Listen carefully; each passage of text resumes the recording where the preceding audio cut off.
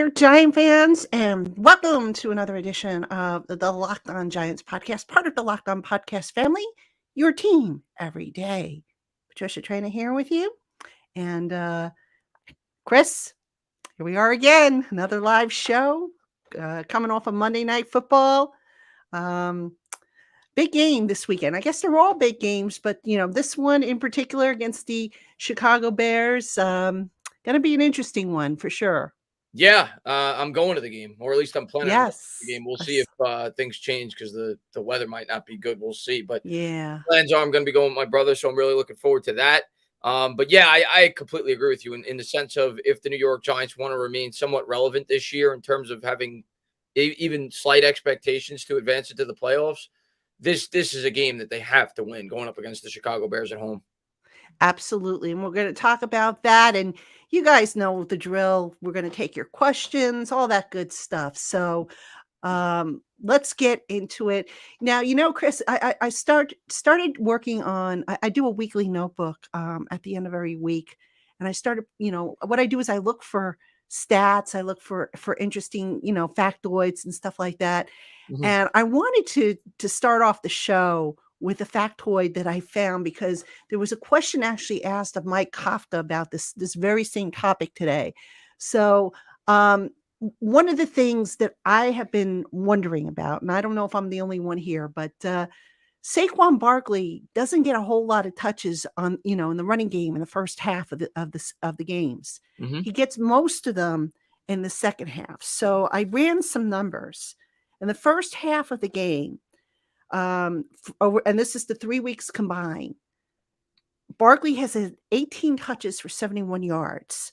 In the second half, 35 touches for 246 yards, 2 touchdowns. Now, I don't know if this has anything to do with it, but let me give you some more numbers on here and we can talk about it. Yeah. The Giants have been outscored in the first 30 minutes of the game 25-9. They have not had a touchdown, so all field goals. In the second half, when Barkley's touches have increased, the Giants have outscored opponents 47-34. And to take things even further, let's look at the sack totals in the first half versus the second half. Jones has been sacked, 8 times in the first half of the game and only 5 times in the second half of the game. So, I mean, am I crazy for saying that the Giants should get Saquon Barkley involved in the running game in the first half a little bit more often than what they have been, especially against the Bears team, which I believe is ranked 30th against the run? Yeah, those are some really eye-opening numbers for sure. This past week, the Giants, I think he had 7 carries in the first. I think he finished with 14 carries, if I'm not mistaken. So it was kind of more evenly distributed this past week, but I thought they should have run him more than they did. But yeah, you bring up some great points. The week before, we couldn't get anything going on the ground, but yeah, you would think that you'd want it to be more balanced. I understood that they came out throwing the ball a bit this week because you had to figure you were going to be versing a stack box and you wanted the defense to be able to honor the passing game a bit. So maybe that opens it up for a bit for Barkley, but I don't think they committed enough to the run with Saquon Barkley. But yeah, I mean, it's obvious, especially with the weapons we have out. And they know it, the Bears, but it doesn't matter. The New York Giants have to make a concerted effort, especially after you saw the performance our offensive line had this past week where Daniel Jones was pressured 24 times. They have to make a concerted effort to really try to run the football with Saquon Barkley and to do it as soon as possible in this football game. Right. Now, Jordan Zametti just put this comment up about they want the defense to tire a bit so we could take advantage of it. Jordan, you can tire out the defense by pounding away at it. So I don't know that necessarily is going to accomplish it. But, here's the thing that I don't get. And if somebody can explain this to me, I sure would appreciate it, is it's not like the Giants have been so far behind in the first 30 minutes where they have to pass the ball to catch up. Yeah.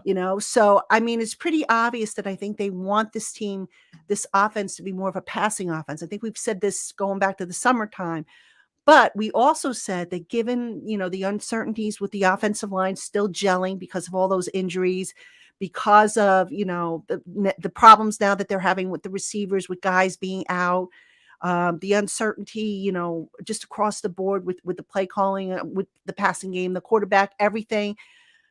I'm just surprised that they're not leaning on that running game a whole lot more. And, look, I get it. Lately, Barkley's been facing more stacked boxes, but the numbers kind of speak for themselves. Yeah, I mean, he still had almost 90 yards last week on only 14 carries, like we said. So I think it's, even though I did compliment them last week for their play calling, I think that they didn't run the ball enough, specifically in the second half. The first half, I understood it a bit more last week, specifically because in terms of throwing a bit more, because you wanted them to honor the pass to help Saquon Barkley in terms of running the ball. But the way that Barkley was starting to run the ball in the second half, I thought they should have committed more to the run. And you alluded to it earlier. I do think the running stats are probably a little misleading for both the Bears and their opponents. Because if you remember that first game against the Niners, nobody could throw the ball in that game because of the weather conditions. So it kind of lended itself to more running for both the opposition and them. But regardless, I mean, this is a team that's given up 471 yards on the ground.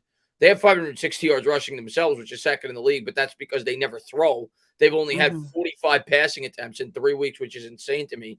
But yeah, I mean, you're talking about a team that surrendered 100 and almost 60 yards a game on the ground right now. So if you're the Giants, your best player is Saquon Barkley. They've shown this year they haven't been able to stop the run very well. And I don't want to use the stacked box excuse because I mean the Texans don't have it. They know the Texans are going to try to run the ball. They ran it somewhat effectively last week. So Giants got to come out and establish themselves as a run first football team this week, and they got to hope that their defense could do the job. On the other side, which they should. I mean, they're not going up against a great offense. They don't have any great wide receivers. Their quarterback's obviously incredibly limited. So it's going to come down to, I think the Giants got to have the same approach. We got to stop. We got to stack the box. We got to force them to try to throw the football because it's obviously something the Bears aren't very comfortable doing. Right. All right. Sean Lee says, when is the best time to develop your passing game and live game action? Sean, I get your point, but balanced offenses usually are the ones that are going to get you places. And I'm not saying, okay, don't throw the ball because, the receivers can't get open or because the offensive line can't block consistently or, this, that, and the other thing. I'm not saying that. I'm just saying, I don't see the balance, I guess, in the first half that ideally, you would think would be there. So is it because, Dable has said, all right, you know what, we're probably not going to do much this year as a team. So I'm going to just see what we've got and let it develop and come into to focus. Possibly. I don't know. But, the running game, I just feel like they haven't used the running game as much as they could. And again, maybe, I don't know if it's, oh, we know what Saquon Barkley could do. We've seen what he could do in practice. We've seen what he could do in the first 3 games. So let's focus more on the running. I don't know. That could be it. But I just feel like, if you're going to be competitive and kind of get into a groove, you got to find that balance. Yeah. And I think they will. I really do think this week, especially with Tony and Wanda Robinson out again this week, the performance of the offensive line the previous week, I don't think they have a choice. But to I'm not saying they're not going to throw it all. You have to throw a little bit, but yeah, I don't think they have a choice but to have a much more balanced offense. Now, week 1, even though, like you said, they didn't run the ball a whole lot in the first half, they ran the ball more than they threw it by a decent margin, if I remember correctly. They only threw the ball, 20 times or so the entire game, week 1. And I think it has to be a similar game plan this week. They have to do what they did against the Titans. I think that's what they have to do against the Bears. Yeah. And we'll see. I mean, like you said, the weather could be kind of yicky. It's supposed to rain. So if nothing else, I mean, if it does, you're going to, yeah, I think the hurricane's coming our way. Yeah. From my viewing experience, I hope not. But for the Giants, I hope so. Yeah. For the Giants, it might be better if it rains, if it becomes a sloppy game, because we have the advantage, obviously, with Saquon Barkley running the football. Yeah. I mean, and then the other thing, you talk about the passing game. Jones hasn't had a whole lot of deep balls. And you look at the time he has to throw. I think the number was something like over 3 seconds to throw, the average time to throw, which you would think theoretically is a lot. But, the receivers aren't getting open. And another thing, I don't have the numbers in front of me, but I went and I looked up the average separation yards of the Giants receivers. And this is something I don't get. Maybe you can explain it to me. Darius Slayton, and I'm going back, I'm not counting this year because he hasn't had any pass targets, I think, thrown his way. But Darius Slayton's best average was, I want to say 2.7 or something like that, which is better than Richie James and David Sills. And I don't know exactly what's going on, why Slayton hasn't gotten in there. Is it because he doesn't fully know the playbook like James and Sills? But I would think he's a guy you want to get in there into this office, especially, Shepard's down, and Shepard's a guy who could have played, outside or in the slot. You're really lacking now, I think, at the outside receiver spot. So I would think this would be a golden opportunity for Slayton to step up and maybe, take the bull by the horn, so to speak, and show that he can be a contributing part to this offense. Yeah, great. I thought there was one play last week. I saw it back on a film breakdown, and I thought Slayton may have had an opportunity to catch a big ball last week where I do think he would have hit Slayton. It was on a double move, but Neal got beat so quickly that he didn't have an opportunity to get it to Slayton. But if there's one wide receiver in this core that does pose a big play threat on the outside, it's him. So, especially with how banged up we are. So, I have to figure we're going to see at least some Slayton this week. We'll see. In terms of the time to throw stat that you brought up, I actually just pulled it up because I wanted to see if it was still the same. That stat to me is so misleading. I've seen a lot of It people. is. I've seen a lot of people bring that up over, to try to say, oh, the Giants' offensive line isn't so bad. Daniel Jones leads the league in 3.13 seconds in terms of time to throw, and Justin Fields is second at 3.06. The Giants and the Bears might have the two worst offensive lines in football. So to me, that's just a misleading stat. I think the reason, and Lamar Jackson's third, and you figure he's because he runs, right? He makes plays, he extends plays with his legs. So you can't really go by that stat when you're trying to analyze offensive line play. Right. Right. I mean, and the reason for that stat could be, Jones is He's holding the running for ball. his life, trying Right. to, He's yeah. holding the ball because, nobody's open, or he's having to run for his life, like you said, and he can't get set in the pocket. So it is a misleading stat when judging the offensive line. I mean, the offensive line play, Andrew Thomas has been solid.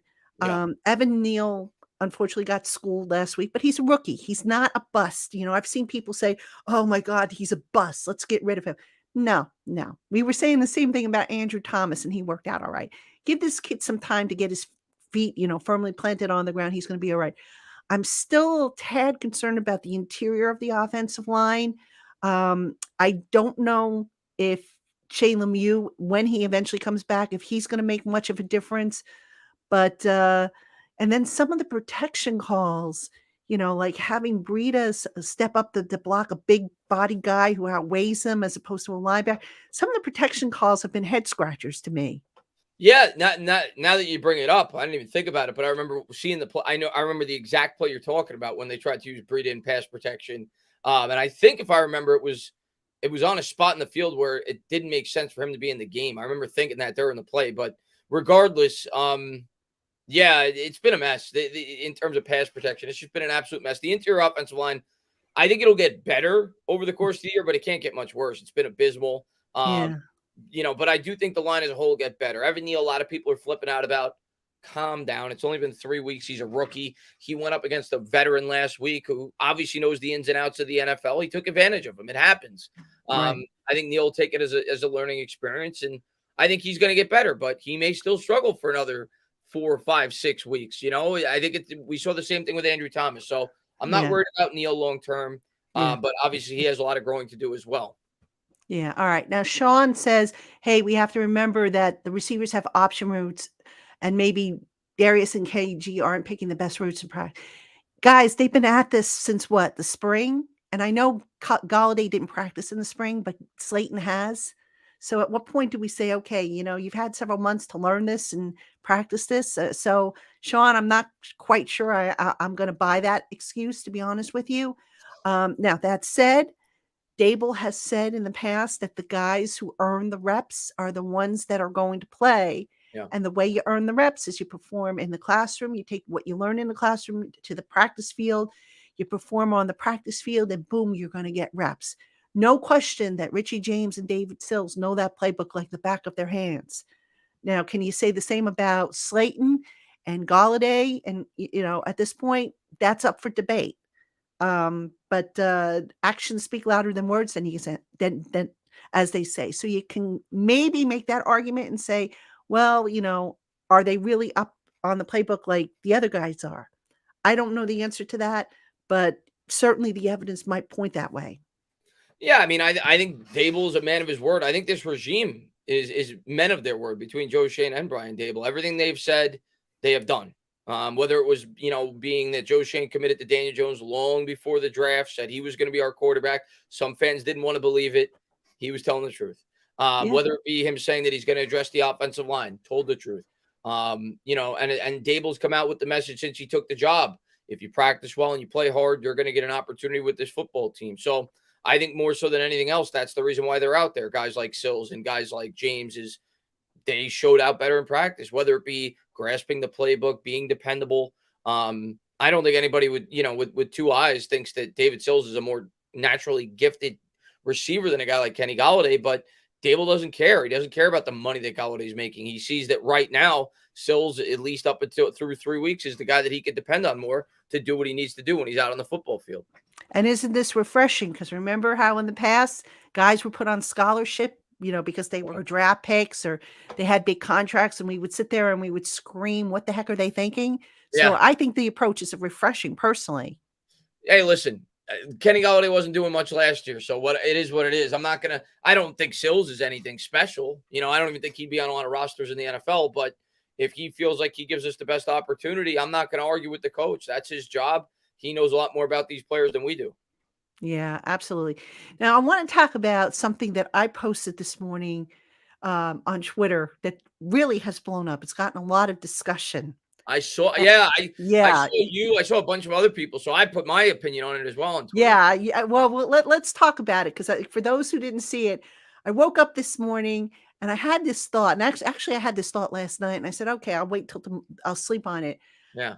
I remember way back when Odell got traded, people were screaming about it. Yeah. Odell's our best playmaker. Why are they trading him? Blah, blah, blah. And then you see people, and this was kind of brought on by, I think it was Boomer Esiason who suggested that that Saquon be traded. So it's like, okay, well, let's trade, the Giants should trade Saquon Barkley. And I'm saying to myself, gee, Saquon right now is their best playmaker, their most consistent playmaker. Why would you want to trade him? But yet you were screaming when you traded Odell. And I got a lot of discussion on the tweet. Some people, going off on a tangent, and how these discussions go. But I'm going to put that out there. Let's talk about that a little bit. And guys, if you want to weigh in on it, feel free. But I don't know, man. I would not at this point right now trade away Saquon Barkley. I know some people say, well, he's in the last year of his contract. Yeah, so what? You can always franchise him if he continues to play well. And it's going to cost you a lot less to franchise him than Daniel Jones. I've seen people use the argument, positional value. You could easily replace a running back. I don't know if that's necessarily true because running backs, they also have to pass pro in order to get on the field. And that's a tough thing for a lot of young guys to learn how to do. And plus, it also takes all 11 guys, really. So I don't know if I buy that positional value argument as much as some people do. And then, you've got other people saying, well, his injury history, well, yeah, but that was then. And as long as he's healthy and he's running well and making plays, who cares about, what happened last year? That's in the past. If that's, Amani Toomer, when he first came to the league, he was very injury prone. Phil Simms was very injury prone, and they were able to get over that. So I don't know. I mean, what do you stand on this? I know this team is technically rebuilding, but I'd be inclined to hang on to the core pieces. And right now I view Saquon as a core piece. Well, Saquon's the best player on this team. Andrew Thomas is probably the best, and then Saquon's probably second. Certainly our best weapon. And what I'm reluctant, listen, if you're the GM, you have to do what's best for your football team long term. And Joe Schoen, it's gonna come down to how he values Saquon Barkley. And if he doesn't think Barkley's a guy he's gonna want to pay a big contract, I understand at least listening to trade offers. And if he gets blown away, he gets blown away. But I'm not going to be looking to trade Saquon. The other thing I'll say is, for everybody, it seems like the overwhelming majority of New York Giants fans, even though it seems like they're starting to cool, some at least seem to be cooling off on it this week, but the overwhelming majority of Giants fans want to draft a quarterback, which I understand. Daniel Jones isn't under contract after this year. He hasn't done a whole lot of winning. We'll see what the team does this year. And it's at least perceived to be a pretty strong quarterback draft class. We don't know, by the time the draft rolls around, we don't know where we're going to be picking and what all these teams think about the quarterbacks that are in the draft after they do their evaluations. But as of now, it's thought to be a pretty strong quarterback draft class. But here's what I'm going to say. You saw this team this week, right? I mean, we don't have a weapon to speak of. Kadarius Toney can't stay on the field. Wanda Robinson hasn't been able to show up and play. Kenny Golladay is probably going to be cut by year's end. Sterling Shepard probably played his last game as a New York Giant. And it's not like we're going to have a ton of cap space next year where you're going to be able to sign all these weapons. So if what the fan base wants to do is draft a quarterback next year, which I could completely understand, if you trade away Saquon Barkley, what do you have to offer this kid that's going to be coming in as the rookie? So I think it's a balancing act, and I think it's something that Joe Shane's really going to have to strongly consider. That's just my personal opinion. I understand that people look at the running back position, they say, oh, it's just a running back. You get a committee.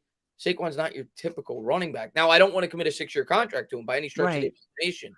I think it has to be within reason, and if he's not willing to sign for that, well, then you either tag him or you let him walk. But I would at least listen to trades, and if there was a trade that knocked my socks off based off the way that Saquon Barkley's playing right now, and I don't I don't necessarily know that Barkley's going to be here after this year, I make the move.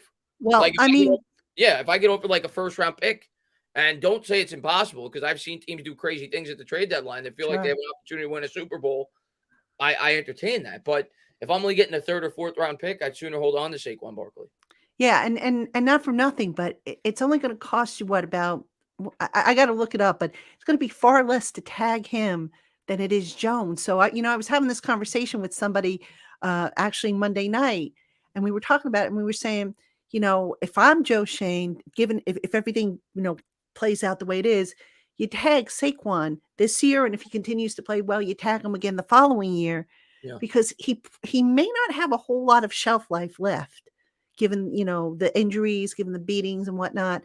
But you do have the tag that you can use twice on him if need be, and the tag becomes guaranteed. So it's not like Saquon's going to get necessarily screwed out of money or anything like that. But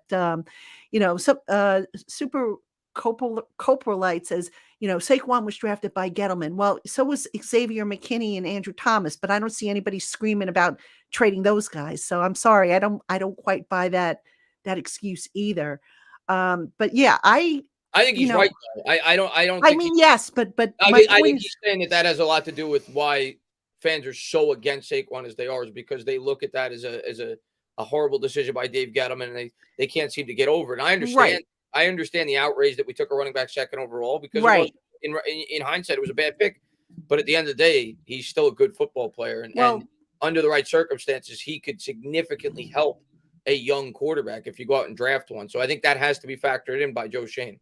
Right. And the reason why, a lot of people say, well, why the heck did the Giants? And I understood why they picked them. I didn't agree with the thinking, but having had conversations with people at the time when that pick was made, the feeling was they wanted to bleed every last drop they could get out of Eli Manning. And they felt Eli was coming off of, I think, 3 straight seasons of over 600 passing attempts. And he wasn't getting any younger. So they felt that let's get a good running game in here, take some of the onus off of Eli, and let's see if we can bleed every last drop out of him, so to speak. And it didn't work. But now here's the problem that I had with that. I thought that was a little short-sighted thinking. So I understood why they did it. I didn't necessarily agree with it, but that was the thinking behind drafting Saquon Barkley, as I understand it, as it was relayed to me. Yeah, I mean, if we could go back in time, outside of saying we would have taken Josh Allen or Lamar Jackson with that pick, which I don't think was ever a reality. Obviously, you look at it now and you're like, how did you not take Josh Allen? But I don't think that was reality on draft night. If we go back in time, in 2018, my preference, I wasn't on YouTube quite yet. I was excited when we took Barkley because he's an exciting player, but my preference was to trade down and take Quentin Nelson. Yeah. But you knew going into that draft that probably wasn't going to be the case, because, like you said, the Giants made it clearly apparent that they were going to roll with Eli Manning. Mm-hmm. And when they did that, they were looking for the player that could make the most immediate impact. Right. And Saquon Barkley was that player. It was the wrong decision to stick with Eli at that point. They should have started the rebuild. And Nelson would have been the right pick had they traded down. we can't live in the past forever. And now No, you have no. to ask yourself as a Giants fan and as a talent evaluator, if you're Joe Shane, is what's the best course of action with this player, with Saquon Barkley? Where he was drafted means nothing to me at this point. Right. It's is he a guy that can help morph the future of this football team and can help grow a young quarterback? And in my opinion, he is.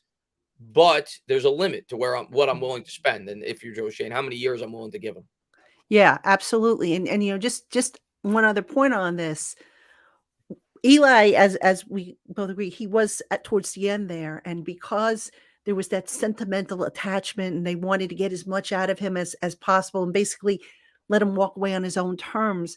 Um, they should have started that rebuild, because when Daniel came in here, he didn't really have an offensive line. Okay, he had Barkley, great. Didn't really have receivers. The tight ends were suspect. I always make this comparison. It's maybe not the best comparison in the world, but it's the only one I can think of. It's like bringing home a newborn baby and you don't have a crib, you don't have a changing table, you don't have a bassinet. You just don't have what you need for that child. And you Yeah. have this child. It's like, okay, now what do I do? How do I properly care for, you know what I mean? So that's how I viewed it. And I just felt like the Giants kind of, they didn't want to embrace at the time the fact that they had to start a rebuild. And it was, let's just continue riding the coattails of Eli for as long as we possibly can. And hey, the running back will help him. So Yeah. that's, I personally think, an offensive lineman would have helped them even more, but what do I know? He tried that too. Nate Solder didn't work, and Yeah. neither did Will Hernandez. But that's what he tried to do. He tried to fix the line and get the playmaker in the same offseason, and it obviously failed miserably. But at least I could see what he tried to do. It didn't work. Yeah.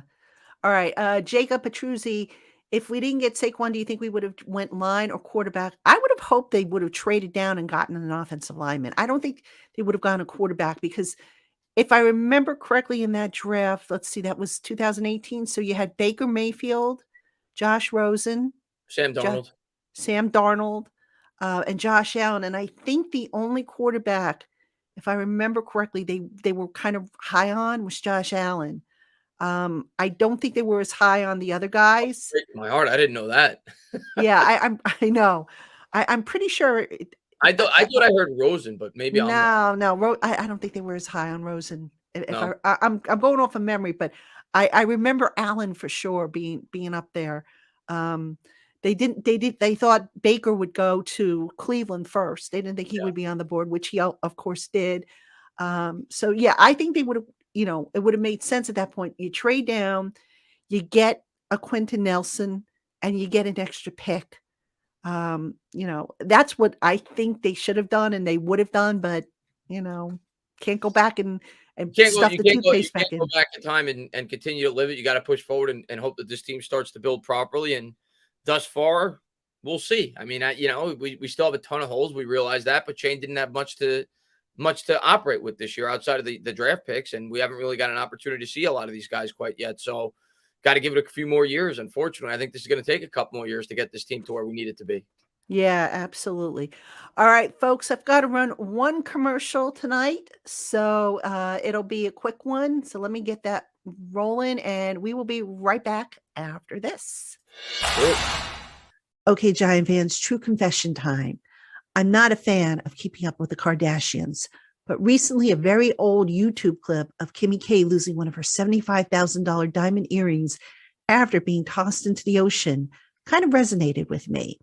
No, not because I own a pair of $75,000 diamond earrings, but I do have some sentimental items in my jewelry collection that if I ever lost them or if anything ever happened to them, I probably would go as ballistic as Kim did in that video. But here's the thing. The good folks over at Brightco make it easy and affordable to cover any jewelry loss that one might experience. All it takes is a couple of minutes to sign up, which you can do actually from your smartphone. And for about $5 a month, you'll get comprehensive coverage on your irreplaceable jewelry. So don't wait. Hit them up today. Visit them at Bright, that's BRITE.co/LockedOn to learn more or to secure your comprehensive coverage policy. Again, that website is Bright, spelled BRITE.co/LockedOn patreon.com/LockedOn.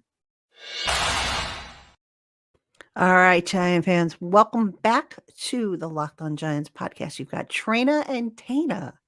We're coming to you on Thursday night because the Mets got a big game tomorrow. Yeah. So Yeah. We were gonna do it. We were gonna do it tomorrow night, and I said, you know what? If I'm not streaming the game on my channel tomorrow, which I'm planning to, I definitely am gonna want to watch that because that series is yes. huge. So Yes. we figured we'd do it tonight because Mets Braves. Mets a game up with 6 games to go, facing the Braves in Atlanta. I can't wait to watch. So let's go Mets. I'm a Met fan, so I'm actually thinking about sitting and watching that game if I get everything done. And I'm slowly coming out from Monday night. Monday night games are just absolutely horrible if you're covering them and you're trying to do everything. How was the crowd there, though? The crowd was energetic. It was electric. I mean, I felt bad that people went home disappointed, but it was, oh my gosh, when I pulled into the parking lot and I got in early too, because I stayed overnight at a hotel across the street, parking lot was jammed. Yeah, It was It looked fantastic. crazy at the stadium. I'll tell you that. Oh, it was awesome. It was absolutely awesome. So, all right, let's get back to your questions and to our show. Brandon Swan wants to know, did we talk about the wide receiver kerfuffle yet? Sort of, but you know what? Let's expand on it a little bit because the Giants currently have 52 men on the roster.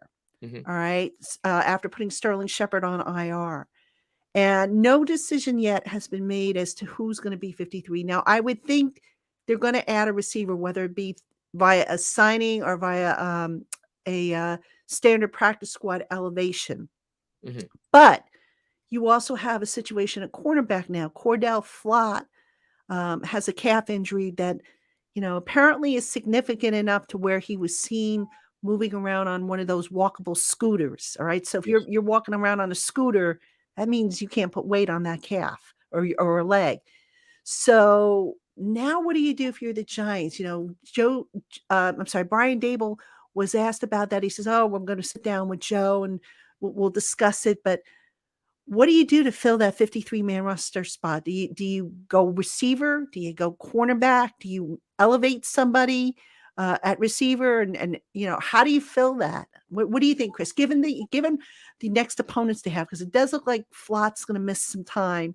They still don't have Nick McLeod, who's dealing with that hamstring. They will get A-Rob back. Aaron Robinson should be back. Yeah, I saw that. Is he going to play this week? Because I saw that he was limited. I think he's going to play. Yeah, I think he's going to be good to go this week. And then who's the other one? Justin Lane, I think, was the other one dealing with a concussion. Yeah. He should be good to go. So I'd be more inclined to use that 53rd spot on a receiver. Yeah. And leave my standard practice squad elevations for other areas. But what are your thoughts on that? And I think I agree with you. And who would you pull up from the practice squad? In terms of being a wide receiver? Yeah. Man. I'm trying to even think who is on the practice squad. Khalil Pimpleton and Marcus Johnson are the two guys. I would look to acquire a wide receiver off this team somehow. Because Pimpleton's a guy that's more of like a kick returner, right? I saw him on Hard Knocks. I don't know too much about Marcus Johnson, but I think they need to add. I'm not saying you can add a great guy, but you got to add more of a proven commodity than what we got on the practice squad right now with all the guys that we have banged up in this wide receiver core. I don't know, man. I would scour the market. Let's put it that way. I forgot Mekhi Polk. They added a guy, Mekhi Polk. I'm sorry, I forgot to mention him. Mekhi Polk? Yeah. Yeah, I didn't even. He's intriguing, actually. I've seen a lot of people mention him today on Twitter. I didn't get a real chance to look into him. I know he's young, right? Mm-hmm. Undrafted free agent, if I'm not mistaken. Yeah, I think he's 21. Oh, he's only 21 years old. I don't know much about him, to be honest with you. I don't know much about him.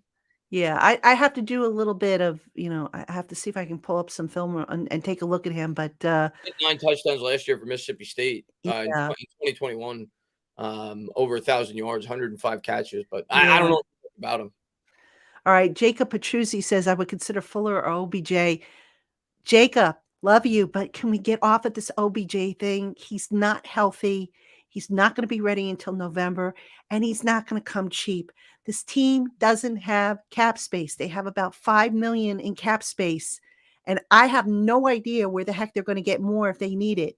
So I don't see OBJ being an option. I don't see Fuller being an option. Great idea if you have the space, but they don't have it. OBJ is not And happening. OBJ yeah, is not happening. it's not happening. I get it. People I are can't speak about the Fuller thing. I've seen a lot of people bring that up. Maybe, but the OBJ, money. yeah, we have no money at all. So, and it doesn't make sense for OBJ. It just doesn't. Like No, it I doesn't.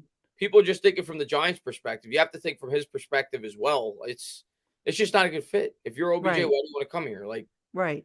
I mean, our offense is not You producing. want to go, he's going to probably want to go where he has a chance to win again, which I Yeah, don't blame him, and put up stats so he could get a good contract. Okay. Kenny Golladay hasn't caught a touchdown since he's been here. Neither has Mhm. Kadarius Toney. So Right. it's just not a good fit. No. I don't see it. I don't see it I either. obviously see why fans want him, but I Right. just don't think it's a good fit. Yeah. On Mackay Polk, Michael points out that he led the SEC in receptions last year. Yes. So that's something. And I think wasn't he second? I want to say, was he second in yards, or he was second in one of the categories? I wrote it on Giants Country. I don't remember what it was, but he was pretty impressive in I mean, college. his stats are impressive. I mean, Yeah. I would imagine without knowing anything about him, just based off his stats, that well, the interesting thing to me is he's 6'3", because just looking at his stats, I assumed he was a slot guy because he averaged 8 yards or 9 yards a catch, Mhm. 105 catches for 1,046 yards. But maybe it was just the type of offense that he was used in. Could have been. Yeah, Yeah. could have been. All right, Papa Guzzo. Hey, what's up, Papa Guzzo? Is Tony officially out this week? No, they haven't officially declared him out, but he's trending towards that, unfortunately. I mean, hamstrings are tricky, and I don't feel good. It's interesting. I thought Wanda Robinson might be Sorry, I back. was looking at his combine stats and the video Oh, popped up. Sorry no about worries. I thought Wandale Robinson might be back this week, and only because, I had a conversation with him last week and he was feeling pretty good and optimistic. But look, I mean, I think a good sign as to whether a guy's going to be back is if they get out there and they practice. If a guy doesn't practice the whole week, chances are you would be, if you were putting money down, you're probably taking a safe bet if you say that the guy isn't going to play if he hasn't practiced. And I just don't think Tony's gonna practice. That hamstring has been really a pain for him. And here's the other thing, that's kind of weird that. Yeah. is some of these guys, they've been out. If Tony misses this week, it'll be 3 weeks. IR now the rule is 4 games. You're kind of surprised. It's kind of surprising that they haven't put guys on IR, and I don't know if that's because they remain hopeful or is it a money thing. I just don't know the answer to that, but I just feel like these guys are taking up roster spots. They're not contributing, and they need guys to contribute at that spot. It's a really good point. What is it? 4 weeks when you go on the IR, or is it more 4 than that? weeks, I think you're gone for. Yeah. So obviously, like you said, they were hoping 4 weeks ago that they'd be able to get Tony back, and obviously it hasn't worked out. But well, he played the first couple of weeks. He just didn't play a lot, probably because he was limited due to the injury. But yeah, it's a good point that you bring up that these guys are basically taking up roster spots. Wanda Robinson, Kadarius Toney. We can't bring in guys to fill it. I hate to be negative. I really do. I'm close to being done with Kadarius Toney, to be honest with you. Like I can't trust this guy to stay on the football field. It's a Uh, shame. I know. I'm not saying we should trade him or cut him or anything like that. Yeah. But in terms of like my expectations for Kadarius Toney and um my expectations and what I think he could potentially be, it is much lower than it was Yeah. even 3 months ago. Like the guy just can't stay on the field. And they I don't know what the problem is with the hamstring. I don't know if it's his training or just how he's built, or I just, I think on this on our program here on LockedOn Giants, we had somebody who said, oh, because the receiver has to stop and start and turn and cut, that it puts more stress on the joints and the ligaments. But I would think if you stretch and you're warmed up properly, it shouldn't be an issue. I mean, not everybody ends up with a hamstring issue. I don't know. I mean, I wish I had an answer. I know the injury issue is a big problem The and a Shepherd, big question. Yeah. like that was one of I the felt weirdest injuries I've ever seen. I Like it know he almost, was walking, he was just jogging at that point, and then all of a sudden, boom, he grabbed his knee and went down on the turf. I have I to think he probably injured it on another Well, play. that's what Dable said. Had to have, Yeah, because I Dable didn't even said the hear that same thing. table, but he had to have because he was literally basically walking and he just fell to the ground. I So, know. Well, um, that turf, it's weird. I can't explain it. I've walked on that turf before. I can feel the stickiness. Now, I yeah, walk on it with sneakers. right. Okay. So you can kind of feel the stickiness, and you can see the pellets kind of stick to your shoe. Hmm. So but I don't, I'm no turf expert. I'm not going to say, okay, it's definitely the turf or anything like that, but it is a weird type of turf. I think they have the same turf in the field house, if I'm not mistaken. And just walking on it, it's just, I can't explain it, but it feels weird under the feet. And I have padded shoes, like I have walking shoes that are cushioned, and I Hmm. can feel it. So I Hopefully don't they know. Maybe replace it. that's it. They got to replace it. I mean, it's just the injuries have just been absurd, man. Well, I mean, that I think the Giants, they use field turf. I think that's the brand they're using. I mean, 10 other stadiums, I think, around the league, at least 10 are using artificial turf and aren't having the problems that the Giants seem to be having. But again, is it the turf? Is it these guys just aren't warming up? I mean, it's so hard to say for I sure. think it's a combination of everything, but I think it's a combination as well. So, but there, Shane Dable did say, in response to a question about it, is something they're going to talk about in the off season. So thank God. maybe maybe it's something will be done about it. Maybe they'll switch from field turf to whatever, a different type of artificial turf. I don't know. I don't think grass is an option given, two teams play on that stadium. Yeah. Although when they have soccer, they put grass in there. So couldn't you theoretically put grass in there for the two football teams? And then if you have concerts and all this other stuff, then lay down turf? Wouldn't that make more sense? Yeah, it's probably more Maybe. expensive, but at the end Yeah. of the day, these Yeah. guys, But they're multi-million-dollar athletes. You wanna make sure that these guys can right. perform, and yeah, I think I, whatever they can do to improve it, even if it saves one injury a year, they should do it. I mean, there's got to be some kind of solution. I'm sure Shane and Dable will figure something out. But all right, Vinny G-Man says, any truth to the Packers taking Golladay? I haven't seen that rumor. I did not. Also, usually my Packers guy, who will be on the crossover next week with me, Peter Bukowski, usually says, "Hey, just a heads up." So I haven't heard anything about it. That doesn't mean that they haven't kicked the tires, but um, I don't know. See, here's the thing: if the Giants do trade Golladay, they're going to probably have to eat a good chunk of that salary this year. So it's not like they're going to get a whole lot of cap relief. But if they could get like I don't know, a day 3 pick for this guy, I think I would do it. I mean, I would too. Uh, if he's not gonna play, I mean, I why not?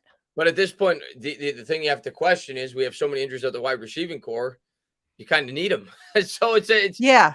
it's tough. It's tough, but I have definitely come to the conclusion I'd be shocked if he's back next year. So if you get anything for him, you should do it. I just don't see outside of like you said, us eating a lot of that contract, anybody being interested in him coming to their football team. So it's a tough situation right now for the New York Giants and Kenny Golladay because they're kind of stuck between a rock and a hard place. He's untradeable and Yeah. he That sucks. that Not that good. contract, man.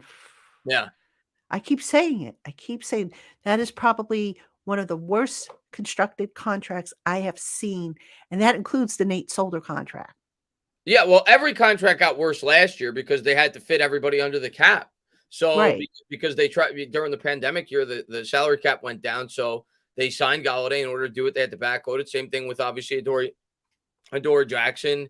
And then you get Leonard Williams, same thing. Leonard Williams, Mhm. and I love Leonard Williams.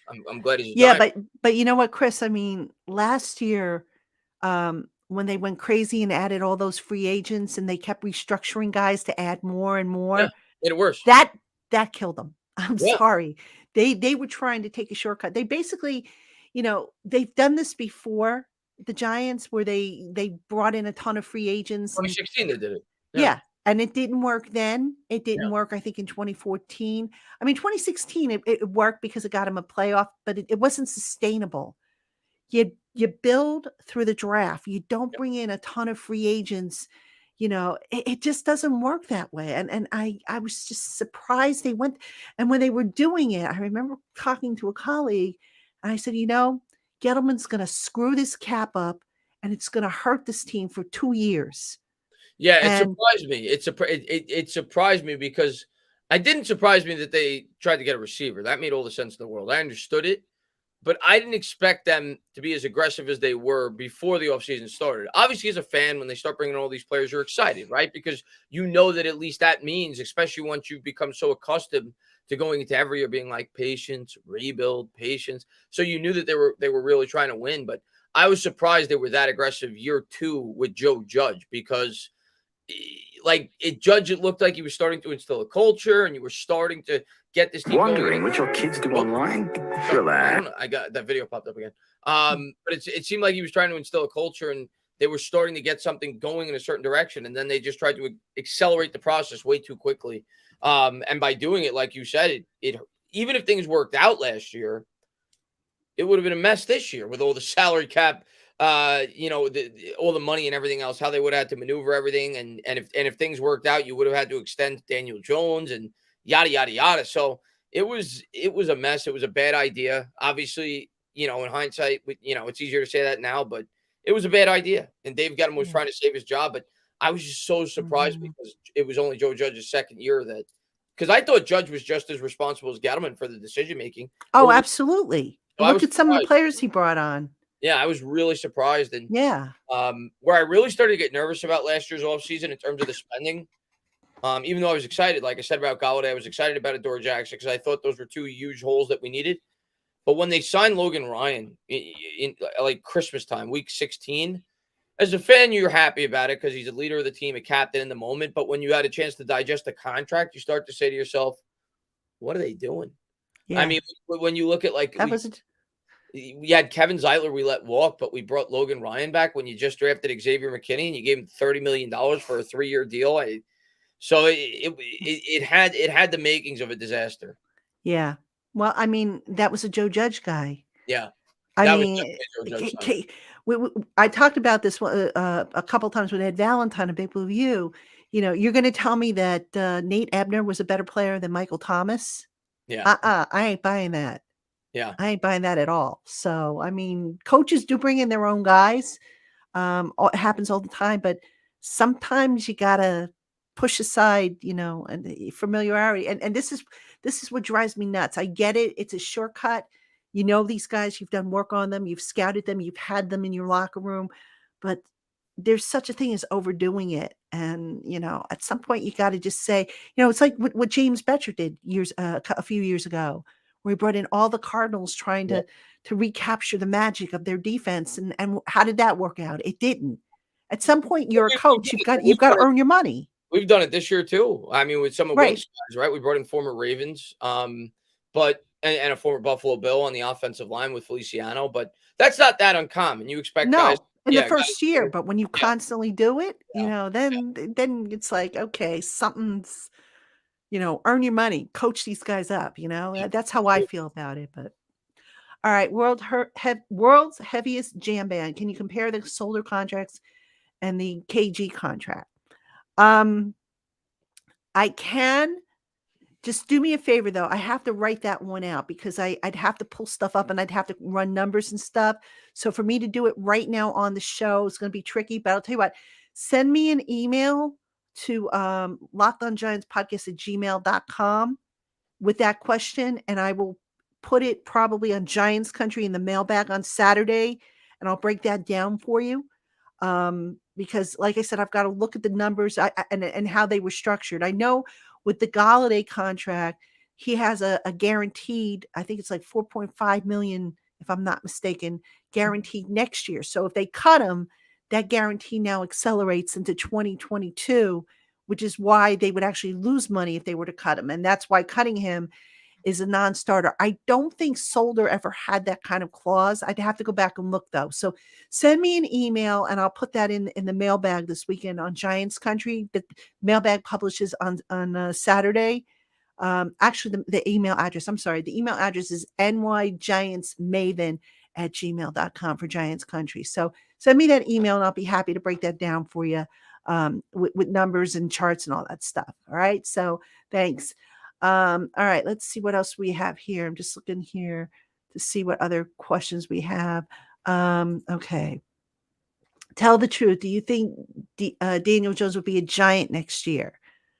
Too soon to tell. Yeah. I think you can't tell after 3 years. Do I think they want him to be a Giant next year? I think everybody would like that. Yeah. But, will he be? I can't say for sure right now. We're 3 games in to the season. Daniel played, all things considered, he played well last week against the Cowboys. Last week, I thought. I mean, considering what he was up against. Yeah, if you're not a person that just looks at stats, which is silly, and when you're analyzing a player and doesn't take all the variables into account, right? And I'll say this: I thought Daniel Jones played mediocre the first 2 weeks. Yes, I agree. I thought he missed a few plays, but last week, all things, and I again, this was a topic that came up on my Twitter account. Somebody called me an idiot because, oh, look at his stats. Well, no, don't look at just the stats. You got to look at the whole picture. Yeah. All right. The guy was running for his life all night. His receivers were letting him down. I mean, come on. You got to take all the stuff into consideration. No, he played well, all things considered. Yes. And he was going up against a really good defense this past week. They had surrendered 360 combined passing yards to Burrow and Brady. Like you said, receivers didn't help Matt at all. He had 80 yards on the ground. What did they have, like 6 drops or 4 drops or something like that? It was a lot. He got pressured 24 times, which was a record for him. Yep. So he didn't have any help. And, I thought he did a good job this past week. In terms of his question, I completely agree with you. I think it's just too soon to say. I said going into the year, I think it's more likely we'll move on than we won't. I probably still feel that way. But I definitely see a possibility of him coming back. And I think the biggest possibility would be is if we're not in a position to draft a quarterback. That's what I've said all along. If we're picking 18, 20, if we make the playoffs, and for people that say, well, let's just trade up and get a quarterback. One, it's not going to be easy, as I've said several times, because everybody's going to be looking for a quarterback. Sure. We drafted one this past year. But when you look at all the holes on this team, say we get the 18th pick, and you got to trade up to 8. To do that, you're giving up probably 3 firsts, your 18th, 2 future firsts, and probably your second-round pick this year to make that big of a jump to go up and get a quarterback inside, say, the top 6 picks or so. If you want to make a jump that big, you're going to have all that draft capital when we don't have a wide receiver 1. We don't have a wide receiver 2 right now. Hopefully, probably going to need a nose guard. We don't have You're going to need help at inside linebacker. We don't have an inside linebacker. We don't have a cornerback 2. We don't have a guard. We could probably use a guard. So you look at all the holes on this team, and now you're talking about trading up, giving up 3 first-round picks potentially to go up and get a quarterback. Like, he better be the second coming of Pat Mahomes if you're going to make a move like that. So, I think it's all going to come down to where the New York Giants are at the end of the year, how they evaluate the quarterback class, and could I foresee a scenario where Daniel Jones plays all right, and because of where we're picking, they give him a contract similar to like Jameis Winston, where he got 2 years, $30 million to get out. Yeah, I could see that under a certain circumstance. So it's why right now I'm like, I'm going to let the season play out. And at the end of the year, I'll give my opinion as to what I think the New York Giants will do. But it's just too soon right now. It definitely is. There's just too many variables right now. So, all right. Jacob Petruzzi, do you think if the Giants trade Saquon, I think Buffalo is the perfect spot. Would you agree? I think the perfect spot is whoever gives the Giants an offer that knocks their socks off. I mean, that's what I'm looking at. To me, it doesn't matter where I love Saquon. Wherever he goes, I hope he wins a Super Bowl if we trade him. But to me, it doesn't matter where he goes. It matters what's the best offer. But off the top of my head, some teams that I could see where he'd be a great fit. Buffalo is one of them. Miami. Oh, yeah. You think about that offense, and you insert Saquon Barkley into that, and that's obviously a team that is not scared to wheel and deal. They've made several trades, not just this year, but the last 3 or 4 years to try to improve that team. You think about him with the 2 wide receivers they got over there, and he just seems like he'd be a great fit with Tua, who likes to work more in the intermediate to short game. I could see that being a great fit for the Miami Dolphins. They're a team looking to compete. The Chiefs, there's a lot of teams, the way that Barkley's playing, that are Super Bowl contenders, and that's why maybe his market will be higher than some people may think. If I get a first-round pick, you got to do it. That unless you plan on giving this guy a mega deal, But Right. out second round pick, it's tough because it's gonna be a late second round pick because you got to figure these are Super Bowl contenders. The right deal's got to be there for me to entertain it. But I'm not just giving them away to give them away. Let's put it that way. Yeah. And you speak about, contract extensions and stuff. I get this question a lot. The Giants don't have money right now, I think, to extend anybody. Yeah. They got to hope that what they have gets them through the rest of the year. As I mentioned, it's about $5 million or so. And I don't know where they're going to get money if they need it. I mean, they're not going to touch that Golladay contract, which would be the only other place I could see them getting money from. So they are really pinched. I don't see anybody in season this year getting a contract extension, even though, some people are like, oh, they should do this, they should do that. I know some people asked me about Andrew Thomas. Andrew Thomas is going to be eligible for an extension after this year. Yeah, they can't do it this year. Yeah, they have to wait 3 years on a rookie. So Yeah. Andrew's in year 3. After this year, they can do him. And they if they will. want, I'd be shocked. and then if they want to, Dexter Lawrence is, even though they picked up Lawrence's 5th-year option, if they want to get that number down, they can look to do something. So that's something we can, they can Leonard certainly Williams, they could give him an extension. Right. Leonard Williams is another guy. So, but right now, they're so tight against the cap. Yeah. I mean, it's the fallout from Gettleman's mismanagement of it. It just oh my goodness. So all right, Papa Guzzo wants to know, can we win one of the 2 games against the Packers or Ravens? I think so. Let's beat the Bears first. Well, yeah, beat the Bears first. But I mean, I could see them maybe surprising. I mean, Martindale knows the Ravens pretty well. Now, that being said, Lamar Jackson scares me against the linebackers and that run defense. If they don't have Leonard Williams, that might concern me somewhat. I'm gonna say you right. If Leonard Williams is not playing those games, we're not winning. Okay, that's my opinion, at least, because that's fair. I look at the impact that it's crazy when you look at it. Leonard Williams has missed 5 quarters this year. He played for 7, right? Because he played the first full game and then he played about 3 quarters in the first game. We completely shut down Derrick Henry for the most part, right? He's 80 yards on the ground and he only had like 15 yards in the second or whatever it was. We shut him down. Second game, did a good job of McCaffrey. Leonard Williams goes down. We give up a 49-yard run to McCaffrey. We give up a 46-yard run to Pollard when he's not in the game. We give up 6 yards of carry to the Cowboys and almost 200 yards on the ground. The impact of Leonard Williams, Giants fans don't realize it, in my opinion. He's much more important than a lot of Giants fans give him credit for. And I think you saw it this past week when he's not in there, not just the run, but also the pass, of course. That Pollard run, though, I mean, for what it's worth, I think Austin Calitro screwed up and took the wrong gap. Yeah. Yes, your point is well taken. You put Leonard Williams in there, and I don't think the pass rush is just as important, probably more important to the pass rush. Yes.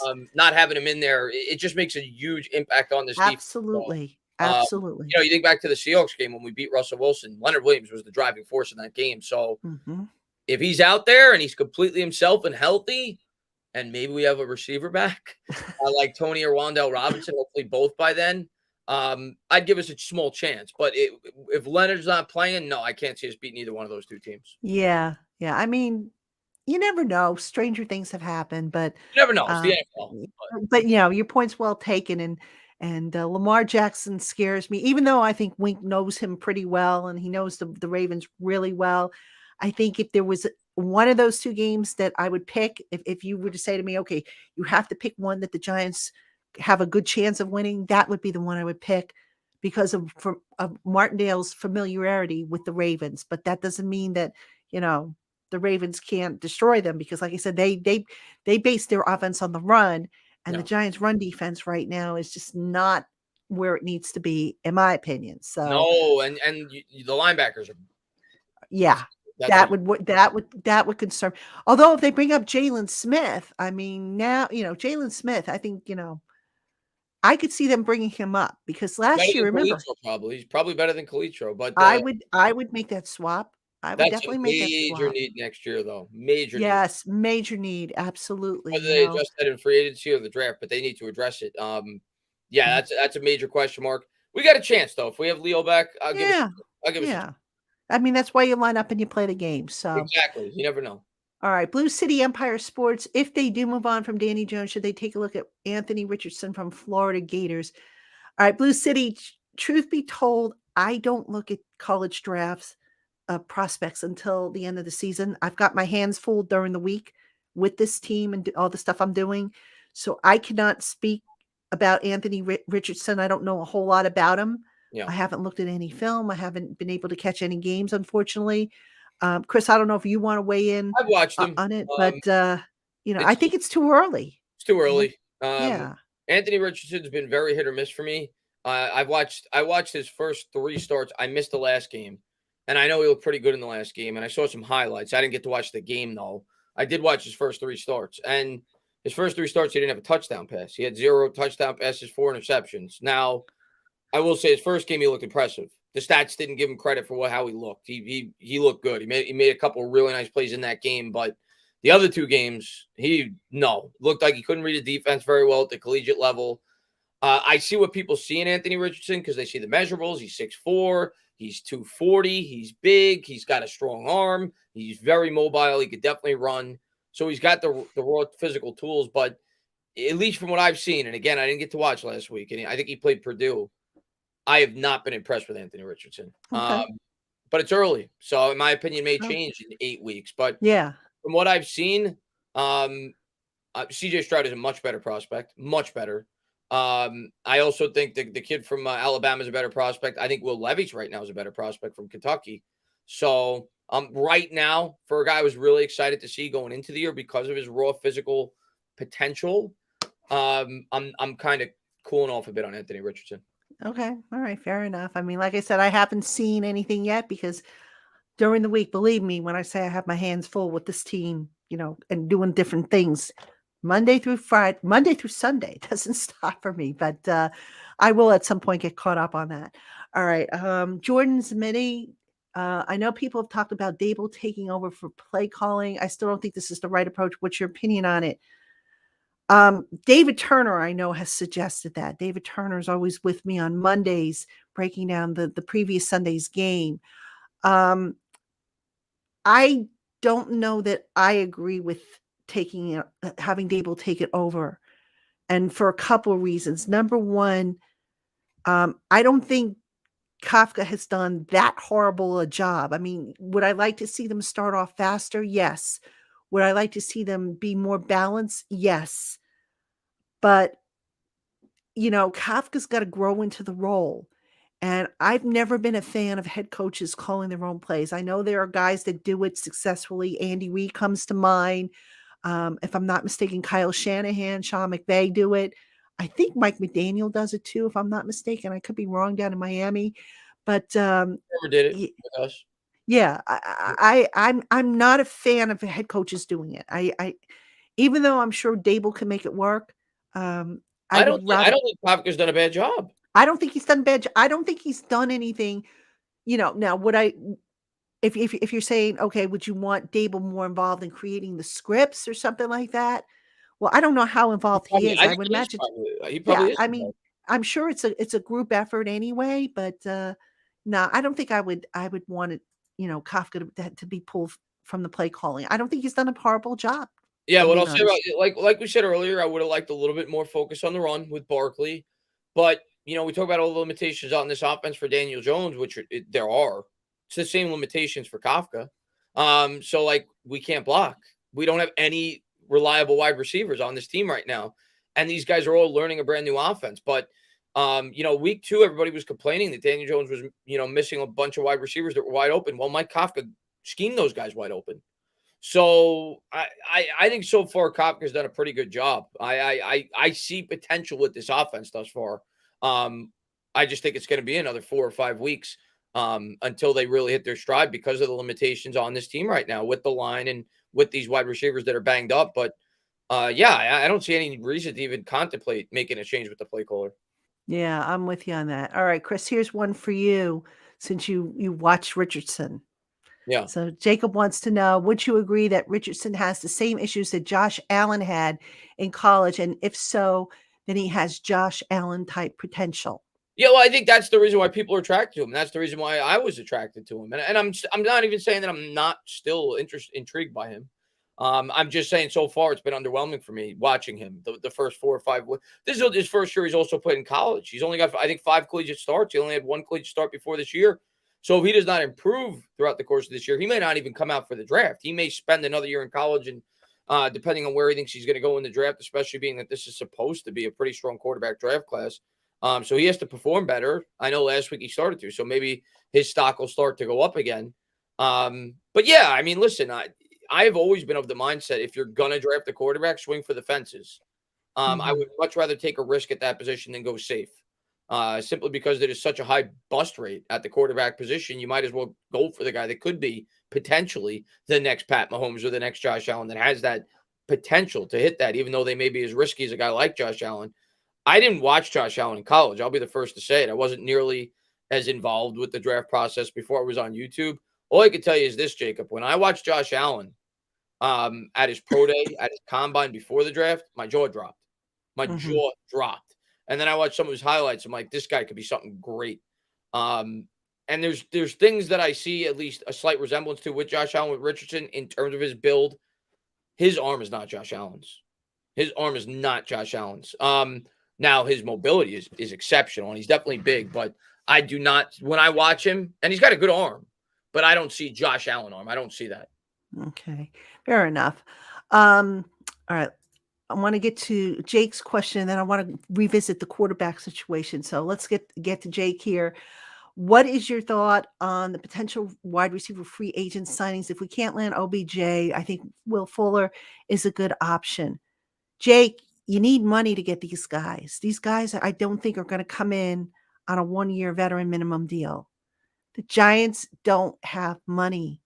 I can't say this enough. I mean, if they had money, yes, you look into a Will Fuller or dare I say even an OBJ if he was healthy. But they don't have money, and they're 3 weeks into a 17-game season. I know that's not the answer you guys want to hear, but this salary cap situation is dire. It's dire, and I just don't know that they're going to be able to, first of all, I think if there was a number 1 receiver out there on the streets, I think somebody would have scooped him up by now. So, Will Fuller, I forgot, is Will Fuller, is he suspended this year or was that last year? I can't remember. I'd have to look that up. But that's, I'm going to look. I feel like he was suspended, but that might have been last year. I remember hearing that he was suspended, but was it last year? Let's see. He'll miss the first game with the team as he finishes out a 6 games. Oh no, it was last year, 2020. Okay, so it was last year. Yeah, I think so. Yeah, it was. Yeah. No, I think it was the first game this year, perhaps. Okay, might have been. Yeah. So that could be it. But anyway, Okay. Chris, I want to go back to the quarterback situation in the trade, and the reason for that is you've said that you don't see the Giants giving up a king's ransom, or what I call the Eli Manning ransom, for a quarterback. I want to say this. I don't know if I necessarily don't see that, but for them to they have to be blown away, away to do something like that. But hear me out on this, because I want to go back to 2004, and I know that this was a different era, different circumstances, and all that stuff. But when Eli, when the Giants acquired Eli, weren't the Giants a few players away at the time too? And they just basically said, look, we're going to bring in a quarterback. I think they built that offensive line. Let's see. O'Hara was a free agent. Kareem McKenzie eventually came in as a free agent with Eli. Right. And then Snee was a draft pick. Deal was a draft pick. Yep. And Seibert was undrafted, but he was somebody that they brought along. They had Wayne Lucier, who I think was part of the guard center combination. He was, I believe, a late day draft pick or a late draft pick. Receivers, they brought in Plaxico, obviously. Or was Plaxico? They had Barber. They had Barber. They had Toomer. Yeah, so they had some solid skill position players. Yeah. So that being said, I mean, well, that's the way I look at Saquon, potentially straight up to I almost envision that. Like, I'm like, if we have to draft a quarterback next year and have to trade up to get a quarterback, which if you love a quarterback, you do it. You do it if he's available and you have the opportunity to make that move. But I view Saquon as potentially what Tiki was for Eli the first 3 years of his career. Mhm. Tiki helped Eli a lot early on in his career when we relied on him so much. And I think that helped Eli Manning grow as a quarterback early on, being able to rely on that ground game with Tiki Barber. So that's kind of what I envision Saquon Barkley potentially being if we could bring him back here on the right deal. But yeah, no, if they love a quarterback, if they're completely enamored with a quarterback and they have the ability to get him. Now, the Eli thing was a little different. If it's, and again, I don't know where we're picking, but the Eli thing, Yeah. we were picking fourth. Like Yeah. if we're picking like 18 to jump up into the top 5, that's like a lot. So you really better love that guy. But if you really love that guy, you're willing to put your job on the line, go ahead and do it. If you Yeah. can do it. Yeah, absolutely. Okay, Drake, you're low key glowing. Okay, I don't know if that's a compliment or whatnot, but hey, I had my vegetables today, so if I'm glowing, I blame it on the vegetables. That and collagen, my secrets. So, thanks for the compliment. Assuming that's a compliment. All right, Blue City Empire Sports. What's your opinions about Dable's press conference about the turf versus grass? Again, we talked about that earlier in the show, but yeah, I think they've got to take a look at this because and somebody raised this point earlier. Have the Jets had as many injury issues on that turf as the Giants? I know they've had some, but I'm trying to remember. Did Mekhi Becton get hurt on that turf, or was he hurt on their practice field? I think it was the practice field. Now I know for a fact over the course of the last 10 years, the Giants have had a lot more injuries than the Jets. Now I don't know what the numbers are in terms of home and away, Right. whether or not they're comparable or not. But I know overall the Jets have been middle of the pack over like the last Hmm. 10 years. The Giants have been the most injuries in football. So Yeah. So I mean that's an interesting study because that is something that they'll have to take into consideration. And here's the other thing, guys. The Giants share that stadium with the Jets. So it's not like the Giants can come to a conclusion and say, okay, we are going to get rid of that turf and we're going to replace it with Hmm. a different type of turf or grass. They got to get the Jets buy-in on this. This is the drawback of sharing a stadium 50-50. well, So the Jets might say, you know what, we don't want to incur the expense. And I guarantee you that if they don't go 50-50 on it, I just don't see it happening. So they might be stuck between a rock and a hard place. They might have to come up with a different solution for the injuries. Now, I've always said, and I don't know if there are any, sports trainers out there or whatnot, but I've always questioned about the trainers that these guys hire to work with them in the off season. Are they working with them on football related moves or are they just training them to look like the Incredible Hulk, I don't know if that has something to do with it. I don't know what guys are doing for recovery. I do remember a few years ago, I was talking to a guy who was injury prone that was on the team.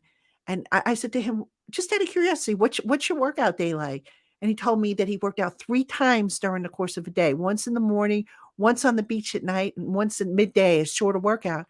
And I thought, oh my gosh, when do you recover? That I thought that was overkill. is he still on the So team? no, this was years ago. We're talking like 10, 15 years ago. Okay. So it was Keith Rivers, Oh, you Keith know. Rivers, the Yeah. linebacker. Yeah. Cause remember he had some injuries too. He So was I with was like, he was with the Bengals. right. They traded for him, I think in April. So, but yeah, I was like, wow, that's a lot of training. And, some guys do that. And, He I've never really had, played much, did he? I'm trying to. He didn't. I remember we got him that one year, but he didn't play too much, did he? no, I don't think so. I don't remember if it was because of injuries, but I know he had injuries, and Yeah. I remember saying to him, "Oh, what was the key to cleaning up the injury issues?" And he said, "I learned to work smarter as opposed to harder." So some guys will do that. They figure they're young, I'll get in 2 lifts during the day, or I'll do lifts and yoga. You got to let your body recover. Yeah, that's crazy. I mean, guys can be really, they can go overboard on it. So I don't know. I mean, that could be part of the problem. I don't know. I mean, somebody suggested that some of these guys are so obsessed with limiting their body fat, and maybe the body fat doesn't protect, that they're losing some of the insulation for their ligaments. I'm not really sure. Again, I'm not a sports scientist or a doctor or anything like that, but I'd be curious if any of you know anything about this, training and whatnot, weigh in. Yeah, for sure.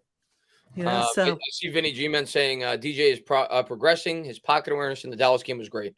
Yeah, I Yeah. mean, listen, I think we'll see. It's only the third week in this new offense and everything else. And yeah, I do think DJ showed progress this past week. I know it resulted in a loss, and I know he didn't throw a touchdown, but factoring in everything, all the variables, I do think he showed progress this week. So we'll see. I mean, this week I don't expect to see much either, much like last week, due to the fact of all his wide receivers are hurt. I still think the offensive line is going to be growing, and probably the next 2 weeks after that, it's going to be tough because the Packers Yeah. got a good defense, the Ravens got a good defense. So there's going to be an opportunity where I think we're really going to get to see what Jones could be in this offense this year. I just don't think it's here yet. I don't think Yeah. it's here yet. All right. I want to address this from Blue City Empire Sports. Again, the medical staff treats the injuries. I think people confuse medical staff with strength and conditioning staff. And here's what you need to remember about the Giants. They have changed over strength and conditioning staffs now with every head coaching change. So you kind of have to give give one staff, one strength and conditioning staff, an opportunity to see if maybe they can clean some of these issues up. Mhm. So, I think the jury's still out, but everybody, I see people go after Ronnie Barnes, the team doctors. They treat the injuries. I can't stress that enough. Yeah. Strength and We had conditioning is a this conversation last week, separate entity. Yeah. That's where you would have to look, because these are the guys who are trying to get these players into the condition that they need to be. So just want to clear that up. All right, Gary, totally agree with this one. I think that Beaver's injury hurt what Wink wanted to do at MLB. Absolutely. Yeah. Absolutely. That was a big, big, big injury. He And looked like he was much better in coverage than I thought he would be. And yes, Yep. I agree with Gary. And it appeared in training camp that it looked like he was going to have a much bigger role than I initially anticipated. So I think they envisioned him to be the starter, especially once you found out what happened with Blake before the season started. I 100% think he was going to be the starting linebacker going into the year. I think it was going to be Beavers and Crowder. So yeah, that's a really good point he brings up. Maybe our linebacker wouldn't look nearly as bad if he didn't get hurt. Beavers, I think, would have been an every down guy. Yeah, I I think really think he was trending towards that. And that was a devastating, that was a kick to the gut. hopefully If he's we're back being next honest. year. He looked at I remember after we drafted him, I didn't know much about him, but a lot of people in my stream when we drafted him were excited. I looked into him like, yeah, this guy looks pretty good. And then when I saw him in training camp, I was really excited about him. So hopefully he's a guy that gets back next year because he looked like he could be a pretty good football player for us. Yeah. Yeah. I mean, you wonder about, they say it takes 2 years to come back from a torn ACL, fully come back from a torn ACL. Just So I don't know what kind, but Beavers, oof, that was just a kick to the gut. Yeah, that was an For day that was a really, really good day 3 drop pick, I thought, Yeah. Yeah, it was one of my But, favorite ones after I did some research into him. I like that pick a lot. yeah, absolutely. Let's see. Empire Sports again. He hates when teams have to share the same stadium. Yeah, I agree. But it is what it is. I mean, that's why MetLife Stadium looks like the way it does, because you had two teams that had two very different design ideas. I can tell you that the Giants, when that stadium was being drawn up, wanted to look more like the old Polo Grounds. And the Jets, I forget what they wanted it to look like, but now You you would have the think what do you call it? The toaster? That's what it looks like. I it guess looks the like toaster. it, or like a CD rack or a spaceship or something. But you would think with having two teams being able to pay, well, didn't the taxpayers pay for it too, if I'm not mistaken, or maybe I'm wrong on that? I don't remember. I think so. I want to say yes, but I don't remember. You would think though, if you have two teams building a stadium, they could have built a much better stadium than that. Yeah, Like, and put you the would have money think together. for the money they put into it, put a darn roof over it. Yeah, like I mean, come on. they could have done them. And you look around, you look around the league, and I'm not saying we have the worst stadium, but there's a lot nicer stadiums than ours. Yeah. And along, on the line there, Drake wants to know, why are they sharing a stadium? I think the Jets initially wanted to build a stadium on the east side or the west side of Manhattan. I think it was.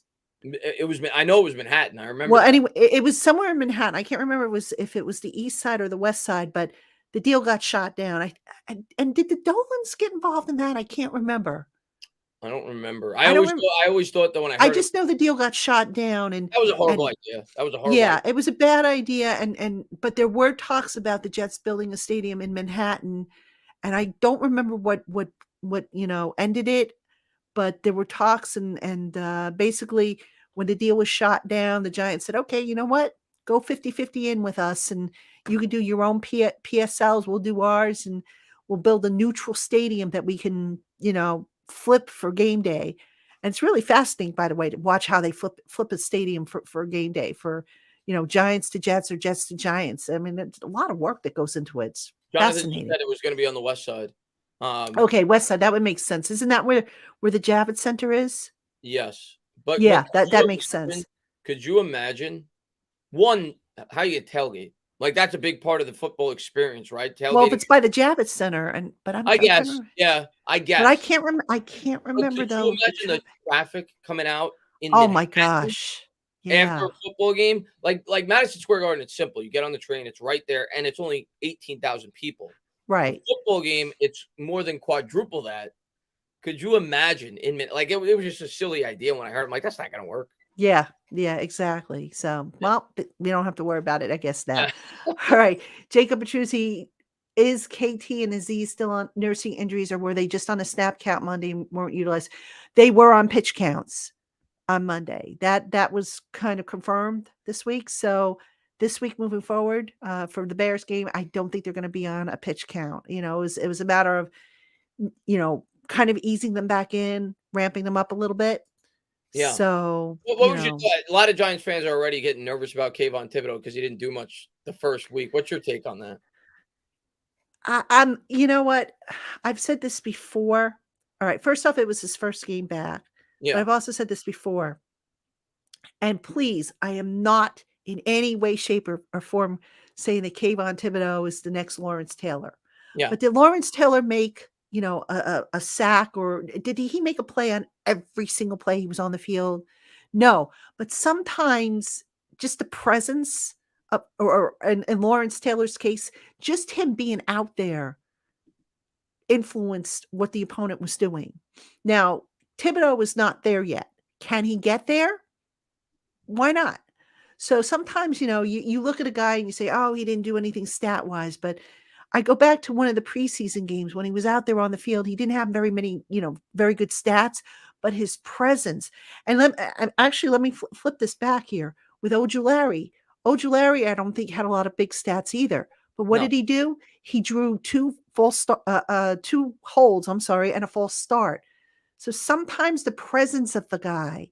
Ojulari looked much better to me than Thibodeau. He did. Yeah. But sometimes the presence of a guy on the field can, make an opponent think, oh my God, we better, be on our toes with this guy. Yeah. So that's what I'm trying to get at. I'm not trying to compare Thibodeau to Lawrence Taylor. Lawrence Taylor's the GOAT. I think we can all agree on that. But Lawrence Taylor also didn't make, he didn't have 1,000 sacks.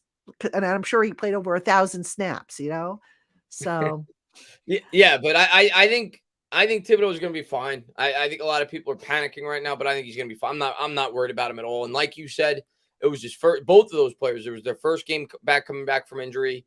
They're probably not in game shape quite yet either. So I'm not worried about it. I still think Thibodeau is going to be a big time difference maker for this football team. And hopefully this is the week because I look at this Bears team. They're starting a 5th round rookie left tackle. They got, their offensive line is not great to begin with. So I think maybe we could take advantage of it, hopefully. And like you said, hopefully these guys are more into game shape this week because we're going to need them to make an impact. Sure. All right. Jake Patterson wants to know, what do we make of Daniel Bellinger so far? I think he's been really impressive. Pro Football Focus had him as the best rookie tight end last week, had 4 receptions for 40 yards. Bellinger's been coming along. Yeah. I think, didn't he miss a block though, a chip block on Lawrence, or was that Myrick? I can't remember. I think it was him. I think it was Bellinger. So I mean, as a receiver, I've never had any problems with Bellinger. The blocking, that's still, I think, a little bit in need of refinement, even though he did a lot of that in college. But look, I like the kid's upside. I'm glad he's on this team. And I think he's just getting started. So, but at the same time, you can't be missing chip blocks. And I know there were 2 missed chip blocks on the sacks against, I think it was against Lawrence. And I'm pretty sure Bellinger had one. And I want to see was now I can't remember. Was it Myrick or Hudson that had the other? But the tight ends screwed up. There were two Yeah. by the tight ends. So I definitely think Bellinger was one of them. I remember the play you're talking about. But yeah, I mean, listen, I've been impressed with I was impressed with, and I don't even want to say the word Bellinger. I was more impressed with Kafka and his play calling and his ability to get Bellinger as such easy targets, get him out in space with the play calling. So I like that they're starting to utilize the tight end more the last couple of weeks, but they've had no choice but to, with all the wide receivers they've had hurt. But I think Kafka's done a really good job getting him involved in the offense. yeah, I mean, I again, this goes back to what we were talking about with Kafka, and somebody had asked about, should they pull the play calling from him? I don't think he's done anything to warrant it. No, I think he's been fine. You want to say that we should be running the ball more. I agree with that, and Yeah. I think we'll see that more this week. But overall, I think with all the limitations on this offense right now, I think he's been good. Yeah. And Jonathan Lawrence chimes in. He says it was both Bellinger and Myrick who missed blocking assignments. Okay. So that's what I thought. I couldn't remember who the second one was. I thought it was Myrick, but I was going off of memory. And so thank you for filling that in. Let's see. One post is by Sean Sullivan. I wish Shane never got hurt. The line would look a lot better. Also, when he comes back, I could see Bredesen pushed to start at right guard at some point. I don't know, man.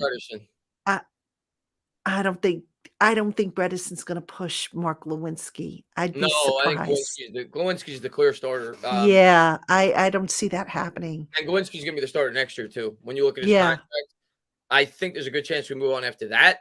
But I think he's a 2-year stopgap. I mean, the way I see it, I think Izudu is going to be the future at left guard. Now, where does that leave Lemieux? Who knows? Maybe he competes at center next year. Possible. If he's healthy. If they bring Nick Gates back, I could see Nick competing at center again.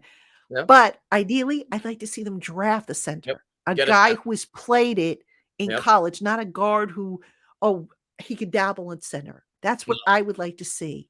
Give me a second-round center next year. Sign me up right now.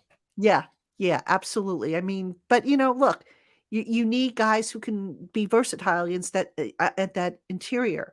So, but I do think Izudu is the guy that ultimately is going to be that left guard. Where that leaves Lemieux, maybe he becomes the center.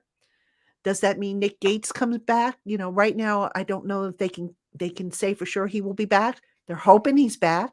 He's making progress. He wants to come back. And I know a lot of people are rooting for him, including myself, but you just don't know. Yeah, we'll see. Big Blue says we need hogs. Yeah, I don't even use that word anymore because people get upset because of Gettleman, but we do need them for sure. Yeah. You can never have too many offensive linemen. And by the way, that was a big mistake. If we're talking about mistakes made by the previous regime last year, I get it. Okay, play the young kids. All right, at some point, but you had to mix it, and then. Yeah. All of that, they had all these backups that were veterans and they didn't really have any young talent in the pipeline. Yeah. That was, what the heck were they thinking last year? Up. They absolutely. Oh my gosh. Yeah, it was a disaster. The second that you heard that Solder was going to start over Parrott, you knew that. You knew something. Well, that I wonder if that wasn't a Joe Judge decision because he knows Solder. And he felt comfortable with him. I wondered about that. So, but all right, let's see. Adrian Gomez Ortega, what do you think of us getting Baker? I'm assuming you mean Baker Mayfield. Pass. Hard pass. Wait. Who said that? Adrian Gomez Ortega. Adrian, did you watch the Panthers game? Why the hell would you want Baker Mayfield? I want nothing to do with that guy. He stinks. He's not an upgrade with Daniel Jones. He's a downgrade. And I want nothing to do with Baker Mayfield. No. Yeah. Hard pass. Yeah. I was never a Baker fan. I'm sorry. I don't hard pass. I want nothing to do with Mayfield. And his personality doesn't work with New York either, in my opinion. Oh my gosh. Yeah. By the way, we have an update. Tua's got carted off. The Dolphins are playing right now. He got carted off? Yeah, apparently, Wow. I don't know what happened. Can anybody post what happened? Was it a leg or, whatever? I don't know what happened, but if somebody can post it, Wow. because I know actually, we've got a little bit more time to go yet, and then I know you're doing a show with Bad Dog, so Yeah, uh, I think let me look. I want to make sure I'm not late for it. I think he told me it's starting at 9:45, maybe 10. I want to just make sure. yeah, double check on that. 9:45. All So right, so we'll go another few minutes, and then yeah. I'll let you get going. Okay, let's see. So we'll take a few more of your questions, comments, and then we'll get Chris out of here so he can do his show with Bad Dog. Man works harder than I do. I'm telling you, I admire you. Well, I worked all day. Then we do this. Then tomorrow I'm gonna do. I was gonna do this with you tomorrow, but I'm like, I messaged you this morning. I'm like, I gotta watch that Mets game. I totally get it. It's all good. It's all Too good. big of a Actually, that means I get done. That's one less thing I got to do tomorrow. So Yeah, I'm yeah. okay. All right. The Evan Neal hate from the NFL media community has been absolutely unbelievable. I would rather him best edge players uh, first up and learn from it. Yeah. I mean, I don't understand why people are so down on this kid, but I guess, people were down on Andrew Thomas's rookie. So I mean, I understand.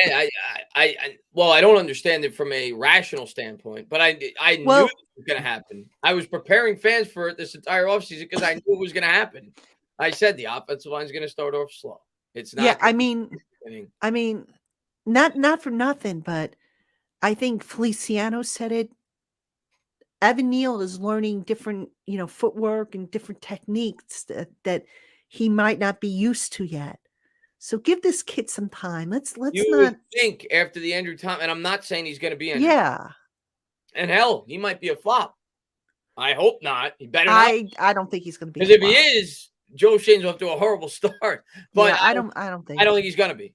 I'm not. By no means do I think he's going to be. By no means do I have any less of an opinion of him right now than I did when we drafted him. But you can't Yeah, predict anything, and right, things happen, right? So right. I'm not guaranteeing anything. But what I'm going to tell you is, you would think that after the experience we went through as a fan base with Andrew Thomas, fans would be like, okay, maybe I should give this guy a year before I really start. Right. So Definitely. All right, Alfred, thank you for the update. So Tua was sacked and looks like he has a concussion. So thanks for that update. Prayers up for Tua, obviously. Big Blue 56. If we get off of Jones, what's a realistic quarterback option as a stopgap? when you say Tyrod stopgap, Taylor. you mean non-draft? You mean free agent? Tyrod Taylor. I mean, that's why they signed him to the contract they I did. guess I could still see them signing a free agent too. I mean, Well, if they they probably would as a backup, but uh, Tyrod Taylor is going to be the guy. or somebody to come in to compete with Taylor. Yeah, it's a good question. Or I mean, what about they said, maybe how look about at the odd Taylor. man out of Dallas, Cooper or How do you sell Dak? a fan base on Tyrod Taylor though? Like, I don't know. Like, he'd be 33, hasn't been a starting quarterback for like 6 years, and maybe if they don't draft the quarterback, if I had to guess, if they go the free agent route, I mean, some of the names, Jimmy Garoppolo is going to be a free agent. He's a possibility. I don't Uh, know if I'd want him. yeah, I don't I love. mean, Taylor's gonna be the guy. I know you can't, it might be a hard sell, Yeah, but he's gonna be the guy. I'd yeah, be stunned if he's not so the you really, guy. so you it. If it comes to that point, I think they just bring DJ back. Yeah. I Yeah. think I they bring mean, DJ back. If they're it's so early. It really is. I mean, we could sit here and we can say, oh, it's gonna be this free agent or that free agent. But like I tell people, let's get to the start of the league year and free agency because guys that we might think are going to be free agents might not be. yeah, Similarly, guys might get cut that become available that we're not even thinking of. So it's too early to have these conversations, in my opinion. I agree with you. I know it's early, and I know we had our first loss, so people Right. can't wait to start to talk about it. But it's way too early. We're Force of 2 weeks habit, I guess, right?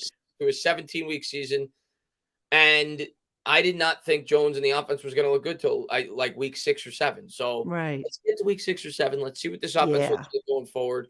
And by week 10 or 11, if it's obvious the offense is going to be horrible all year, then we'll start to talk about it. Yes. All right, we'll take a couple more, then we got to let Chris go so he can get on with Bad Doggy. Who, by the way, I'd love to have him on the show.